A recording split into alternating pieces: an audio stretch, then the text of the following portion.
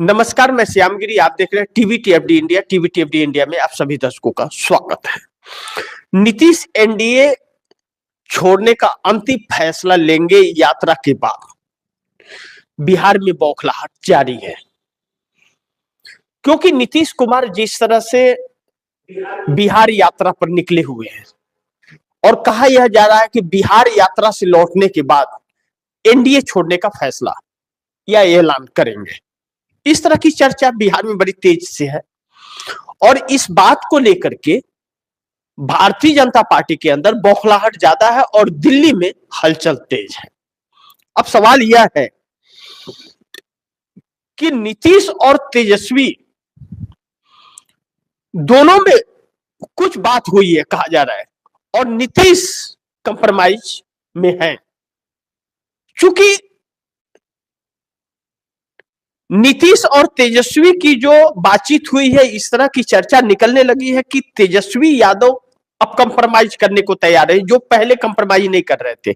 अगर वह किए होते तो आज सत्ता में हुआ होते, नीतीश उनके साथ रहे होते, लेकिन अब तैयार हो गए हैं।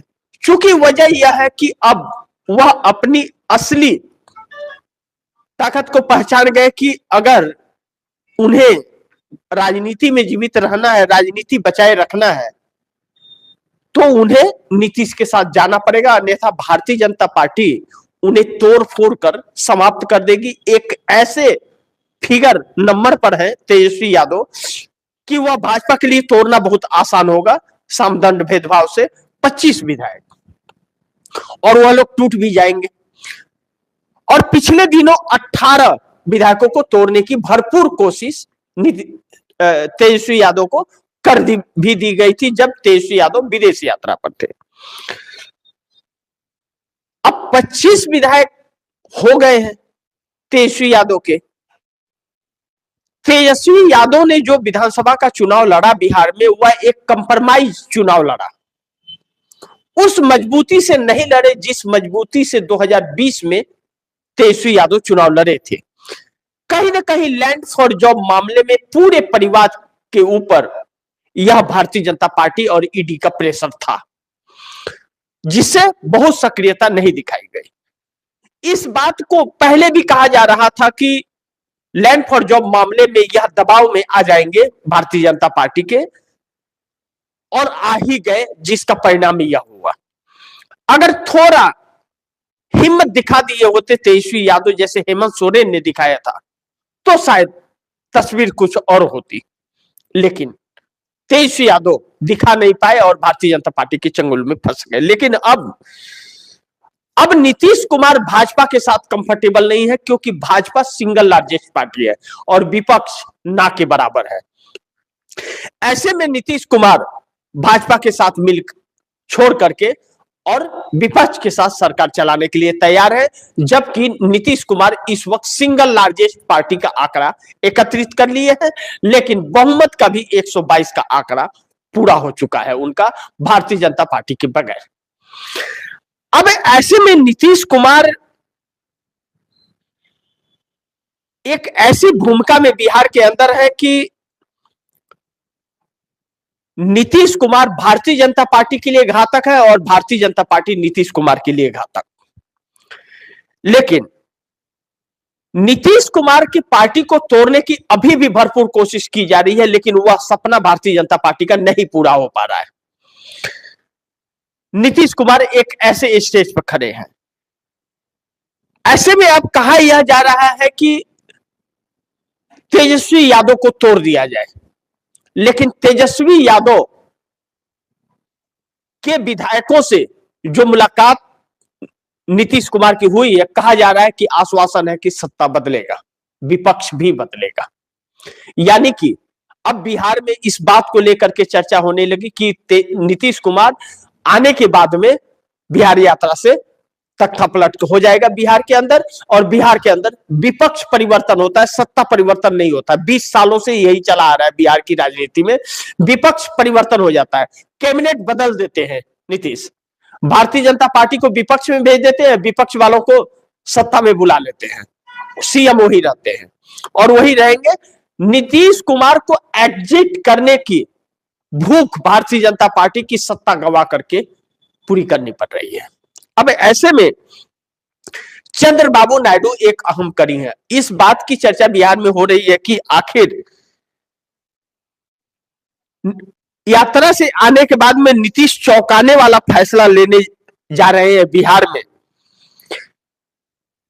तो इससे एनडीए की क्या सरकार नहीं रहेगी? एनडीए की सरकार खत्म हो जाएगी, एनडीए गठबंधन खत्म हो जाएगा। क्योंकि अगर इन दोनों ने, नायडू और नीतीश ने, साथ छोड़ा तो एनडीए गठबंधन का कोई वजूद नहीं, बाकी कोई एनडीए वाला है ही नहीं, सब आया राम गया राम है। और चंद्रबाबू नायडू, अब बिहार में यह चर्चा चल रही है कि चंद्रबाबू नायडू ने अपने बेटे नारा लोकेश को जो भेजा था बिहार चुनाव के आखिरी वक्त पर नीतीश कुमार से मिलने के लिए, तो एनडीए का प्रचार कराने थोड़ी भेजा था। उनको हिंदी आती ही नहीं, उनको तेलुगु आती है और बिहार में तेलुगु समझते नहीं, और उन्होंने कोई रैली तो की नहीं, नीतीश कुमार से मिलकर के चले गए। तो इस बात का संकेत था कि चुनाव परिणामों के बाद में यह फैसला कुछ न कुछ किया जाएगा सत्ता का। अब वह वक्त आ गया। नीतीश कुमार यात्रा पर निकल पड़े हैं सिंगल लार्जेस्ट पार्टी बन करके, पूरे समीकरण को बिठा करके, और चंद्रबाबू नायडू भी अपने पूरे टारगेटेड तौर पर मिशन 172 पर जा रहे हैं। और चंद्रबाबू नायडू के मिशन 172 को, मिशन 172 सांसद के मिशन को, वह भी बहुत मदद नीतीश कुमार पहुंचा रहे हैं उसे एकत्रित करने में। वह मिशन 172 यह है कि अखिलेश यादव भी उसी राह पर जा रहे हैं, वह भी मिशन 172 पर निकले। तो सोचिए, 3 लोग हैं जो मिशन 172 पर, चंद्रबाबू नायडू मिशन 172 सांसदों को एकजुट करने में, अखिलेश यादव मिशन 172 को एक करने में, जिसको लेकर के वह उड़ीसा नवीन पटनायक के पास भी गए थे।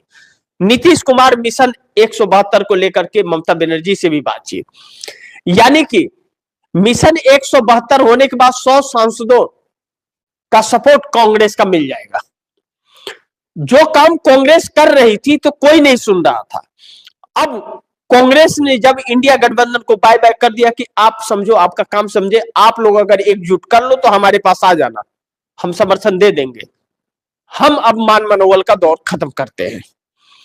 तो जब अपने पर आई तो सब एक दूसरे को एकजुट करने में लगे हुए हैं। ऐसे में भारतीय जनता पार्टी की सांसें फूल तो रही है, इस बात से इंकार नहीं कर सकते।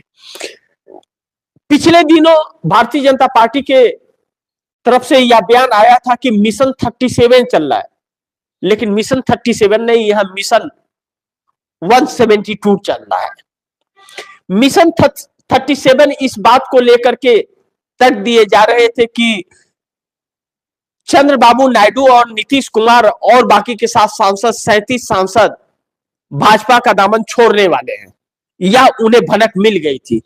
क्योंकि जिस तरह से नीतीश कुमार ने एग्जिट करने से इंकार कर दिया और चंद्रबाबू नायडू ने डेडलाइन दे दिया मोदी सरकार को 1 फरवरी का, सरकार हिली हुई है और सरकार को अब विश्वास नहीं हो रहा है कि सरकार बचेगी कि नहीं। क्योंकि जिस तरह से विदेश नीति फेल हो रही है और बैकफुट पर आ रही है सरकार, और अमेरिका का गुलाम बनते जा रहे हैं नरेंद्र मोदी, आने वाले वक्त में इस देश के अंदर कंगाली बढ़ने वाली है। बेरोजगारी की तो बात ही छोड़ दीजिए, रोजगार तो मिलने नहीं है, लेकिन कंगाली जो कहते हैं ना, एक दूसरे को नोचेंगे, वह वाली स्थितियां आने वाली है। नरेंद्र मोदी ने उस हालात में देश को ला करके खड़ा कर दिया है। अमेरिका का एक तरह से देश को गुलाम बना दिया है। अब ऐसा व्यक्ति जब तक रहेगा, अमेरिका हमारे ऊपर प्रेशर बनाते रहेगा। चंद्रबाबू नायडू इस बात को समझ गए हैं, और चंद्रबाबू नायडू जो सपना आंध्र प्रदेश के लिए देख रहे हैं और जो प्रोजेक्ट बिठा रहे हैं चंद्रबाबू नायडू आंध्र प्रदेश के अंदर, अगर यही हाल रहा तो वह प्रोजेक्ट शुरू होने के पहले प्रोजेक्ट समाप्त हो जाएगा, बैठ जाएगा। उसमें न तो काम करने वाले रहेंगे, न पूंजी लगाने वाले रहेंगे। और वैसे भी 4,60,000 करोड़ रुपए के कर्ज पर आंध्र प्रदेश है। कर्ज में तो बिहार भी बहुत डूबा है, यह नरेंद्र मोदी की वजह से डूबा है। क्योंकि नरेंद्र मोदी ने सपने बहुत दिखाए लेकिन सपने पूरा नहीं किए, वादा खिलाफी कर गए।